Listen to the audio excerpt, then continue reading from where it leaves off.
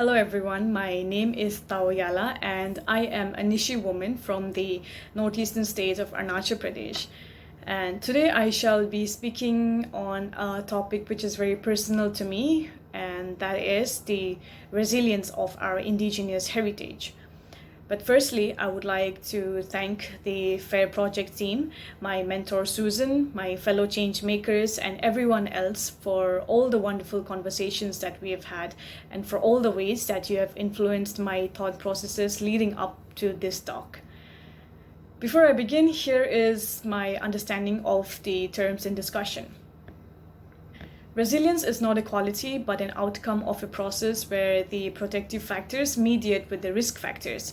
Indigenous resilience is strengthened through the collective experience of adversity. Much that is known about indigenous resilience is based on research data drawn from the perspective of the global north. While this work has value and is important, it is equally important to understand that while some aspects of resilience for indigenous peoples may resonate globally, there may be others that are culturally and context-specific to each indigenous community. A large part of my heritage is intangible, and living heritage is practiced in a wide variety of ways at any one time. It is living because it is continuously practiced, transmitted, and constantly created and recreated by the communities. It is dynamic and is being transformed or adapted according to each specific context with creativity as its nurturing force. But unfortunately, the rapid transformation of my home's landscape has resulted in the loss of the material pieces that are needed for the social reproduction of our heritage. But we have still managed to find ways to retain our identity. On that note, today I would like to narrate an anthology of recollections that take you on my journey as someone who has lived away from home for the majority of her life, but still identifies as Indigenous tribal woman. A forewarning: upcoming narration may be heavily biased as I shall be exploring the concepts of indigenous tribal resilience and indigenous tribal heritage and resilience mainly through my personal experiences. Should it sound opinionated, then I convey my apologies.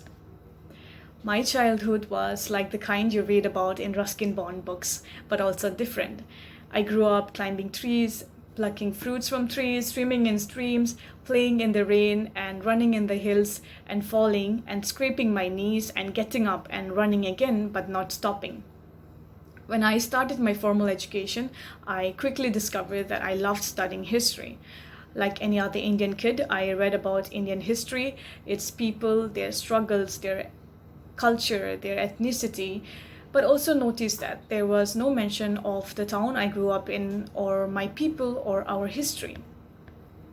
When I left my hometown 10 years ago to pursue a life where only the sky would be my limit, I encountered the many shades of gray.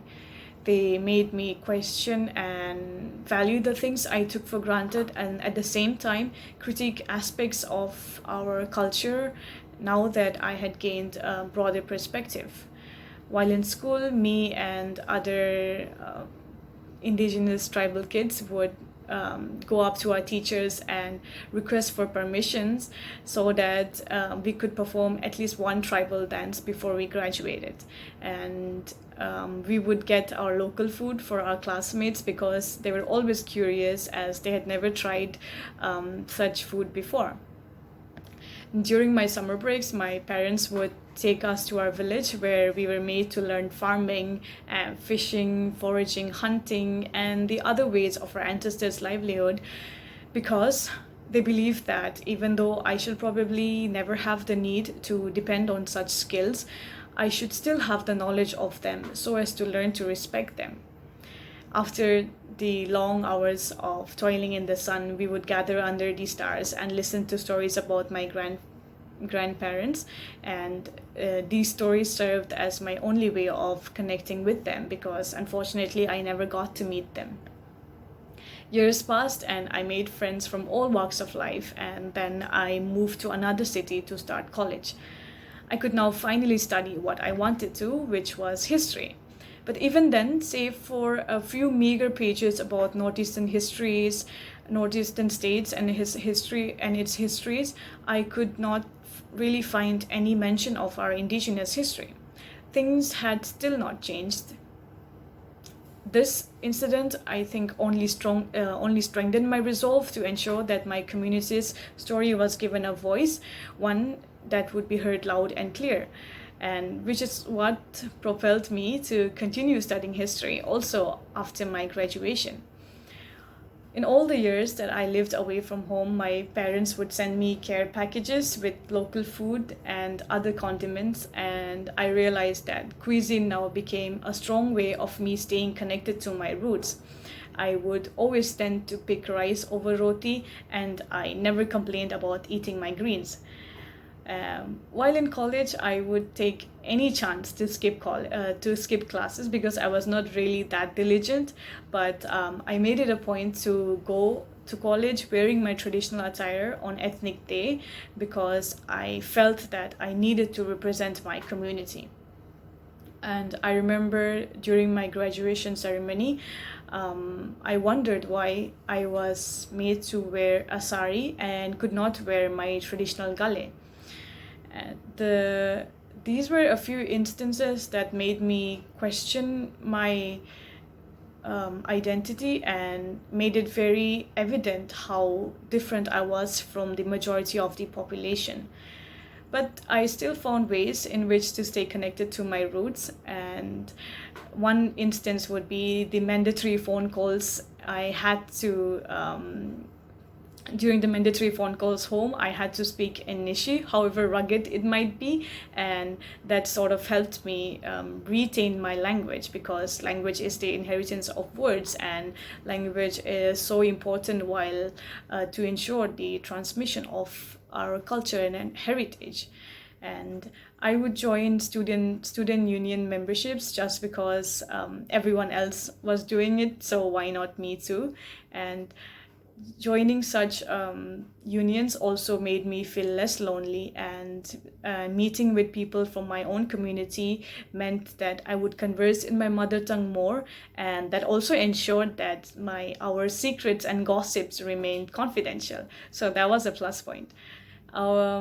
So as a part of being in the student unions, we would celebrate festivals and we would eat tel ate during Nyokum, and I also came to realize that horror movies did not really spook me, because growing up we were always taught to revere the spirits of our rivers and mountains and trees, because they were equal stakeholders of our land and they were inhabitants of our ancestors and forefathers' land just like us, and they were to be treated as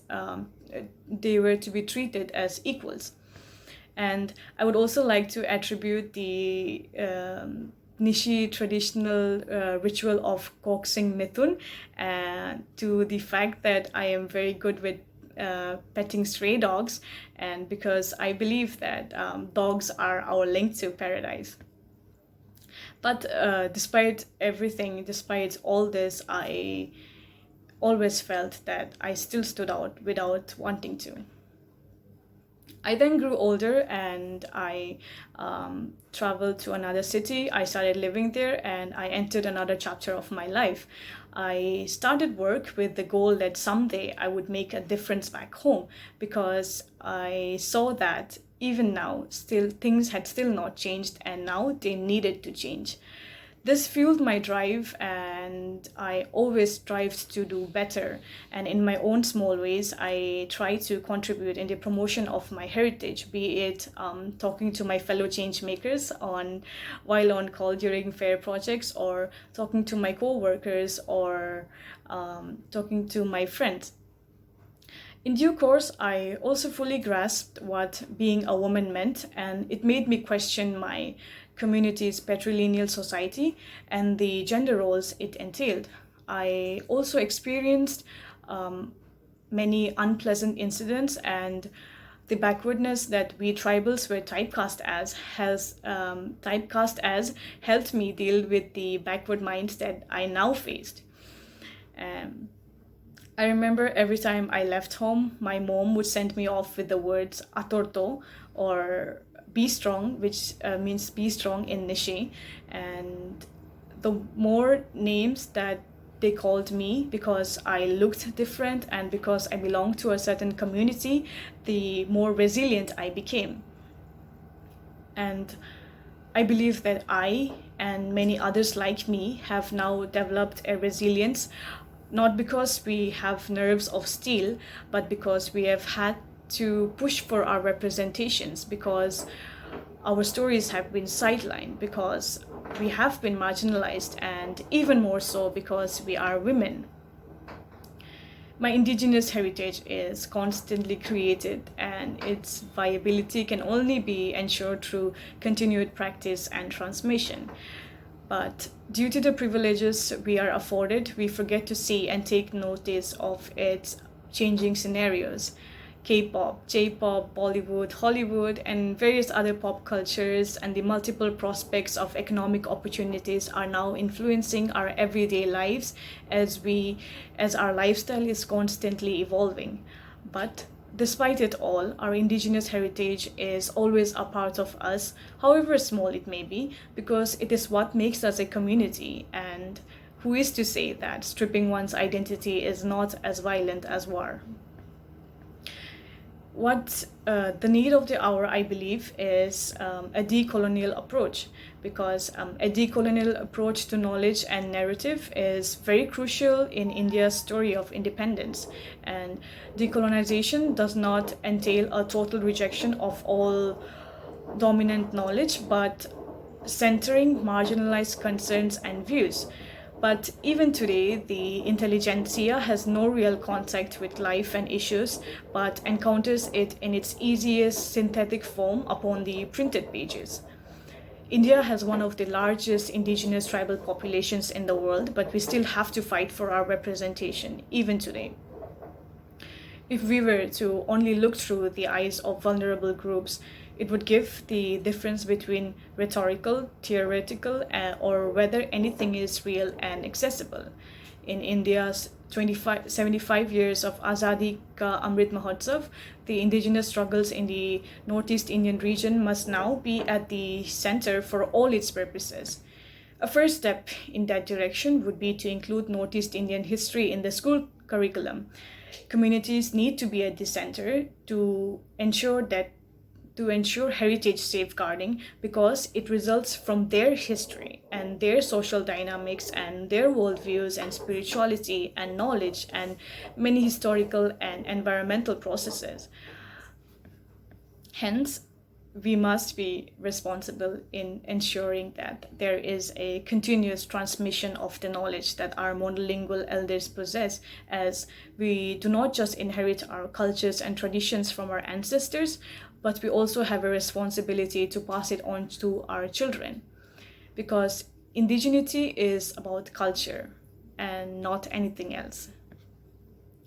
We may be tagged as children of unrest and violence, but we have always remained rooted to our indigenous heritage, because lateral violence is not traditional. This is also the reason I chose to speak on my heritage for this Changemakers showcase, because if not me, who else will? In the words of Oshin Vyong, let no one mistake us for the fruit of violence, but that violence, having passed through the fruit, failed to spoil it. I think I now know that no matter how far my life takes me, I will always call the hills my home, because how could I ever run away from one's identity?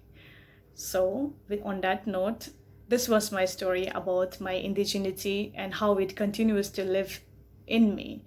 And I'm sure the world would love to hear yours. Thank you, and Payalincho.